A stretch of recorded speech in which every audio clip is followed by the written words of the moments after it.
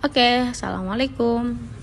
Karena banyaknya permintaan untuk dibuatkan penjelasan untuk kisi-kisi UAS berupa video, maka dari itu saya akan mencoba untuk menjelaskan sedikit. Mudah-mudahan kalian semua bisa membantu gitu ya dalam belajar untuk USP kalian di minggu depan begitu ya. Soal biologi lintas minat ini adalah berjumlah 40 soal, yaitu pilihan ganda ya, dimana soal ini dari kelas 1, kelas 2 dan kelas 3. Jadi untuk mempermudah kalian belajar, saya akan coba memberikan sedikit penjelasan gitu ya mengenai soal-soal yang saya berikan dan apa-apa saja yang perlu kalian pelajari. Sebelum mendengarkan penjelasan dari saya, kalian boleh mungkin untuk menyiapkan pensil mungkin atau kertas untuk coret-coret sehingga nanti untuk mempermudah kalian untuk belajar ya. Baik. Kita mulai saja. Mungkin kalian juga ini tayangannya sama seperti yang sudah saya berikan di minggu lalu untuk kisi-kisi di grup ya. Nanti bisa kalian cek juga ini sama. Saya langsung saja. Saya akan coba bahas dari soal 1 sampai soal 40 ya. Saya izin zoom supaya kalian juga bisa lebih mudah lihatnya ya. Soalnya bentuknya pilihan ganda. Soal nomor 1 sampai soal nomor 10 ini adalah mengenai pertumbuhan dan perkembangan pada makhluk hidup, baik itu hewan maupun tumbuhan dan juga manusia. Ya, ini adalah pada pelajaran kelas 12 semester ganjil ya. Dimana soal pertama, saya akan lihat sini, lihat pada materinya, dimana ini adalah mengenai pertumbuhan primer. Dimana soal yang saya berikan pada nomor 1 adalah mengenai hormon auksin. Silahkan kalian baca kembali apa peran dari peran auksin untuk pertumbuhan primer pada tumbuhan. Ya, kemudian nomor 2 di sini tentang masih dengan pertumbuhan primer.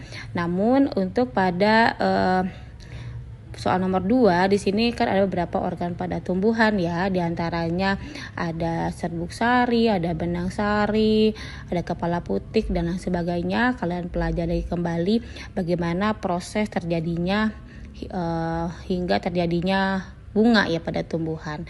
Silahkan kalian baca kembali materi tersebut. Kemudian nomor 3 ini ada faktor internal, di mana faktor internal ini yang mempengaruhi terhadap pertumbuhan dan juga perkembangan pada tumbuhan. Pada nomor 3 di sini adalah soalnya kurang lebih seperti ini. Pada suatu tumbuhan di mana si tumbuhan ini mengalami kekeringan, sehingga apa hormon yang berperan untuk membantu si tumbuhan tersebut gitu ya, agar tumbuhan tersebut ini agar tetap bisa bertahan hidup gitu. Jadi kalian baca kembali beberapa peran hormon, diantaranya ada gibberellin, ada auksin, sitokinin, absisat, ada etilen. Silahkan kalian baca kembali materi-materi tersebut ya. Kemudian nomor 4 ini tentang tadi internal, karena kan hormon ini kan ada di dalam tubuh tumbuhan. Sekarang eksternal itu berarti pada bagian luar ya, dimana kalian juga perlu mengetahui beberapa ciri-ciri tumbuhan yang memang diperlukan faktor eksternalnya apa saja sih gitu ya. Misalnya kayak cahaya matahari atau kelembaban, iklim, cuaca, tanah dan lain sebagainya. Ya, itu adalah nomor 4. Kemudian nomor 5 ini mengenai pertumbuhan dan perkembangan, di mana kalian disuruh untuk ada soalnya itu adalah penjelasan atau pengertian. Menurut kalian pengertian tersebut itu termasuk dalam pertumbuhan atau perkembangan ya gitu. Ada pengertian yang saya berikan pada nomor 5. Kemudian nomor 6 di sini adalah tentang pertumbuhan dan perkembangan juga, di mana kalian disuruh untuk menjelaskan atau pemahaman kalian terhadap perkembangan, pengertian pengembangan, sehingga option A sampai E itu adalah pengertian dari perkembangan. Kalian pilih salah satu mana yang termasuk dalam pengertian atau penjelasan mengenai perkembangan. Nomor 7 di mana kalian saya memberikan beberapa option A sampai E ini adalah metamorfosis pada suatu makhluk hidup gitu ya.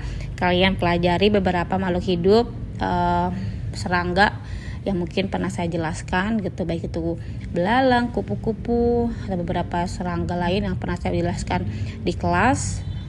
Kalian mencari tahu kayak dari telur, dari larva hingga menjadi dewasa prosesnya ya, untuk proses metamorfosis itu. Nomor 8 di sini adalah tentang fase embrionik, di mana kalian perlu juga mengetahui beberapa hormon yang ada pada manusia ya. Masih ingat atau perlu kalian ingat kembali beberapa fase embrionik pada manusia, di mana kalian diberikan atau penjelasan tentang embrionik. Salah satunya adalah beberapa hormon tersebut yang ada pada atau perannya ada pada proses tersebut ya. Kalian boleh membaca kembali beberapa hormon tersebut, diantaranya ada progesteron, ada esteteron, FSH, LH maupun auksin. Dibaca kembali sehingga nanti ada kaitannya dengan nomor 8 ini, dengan fase embrionik. Kemudian nomor 9 di sini tentang faktor eksternal ya, di mana faktor eksternal ini adalah peserta didik menjelaskan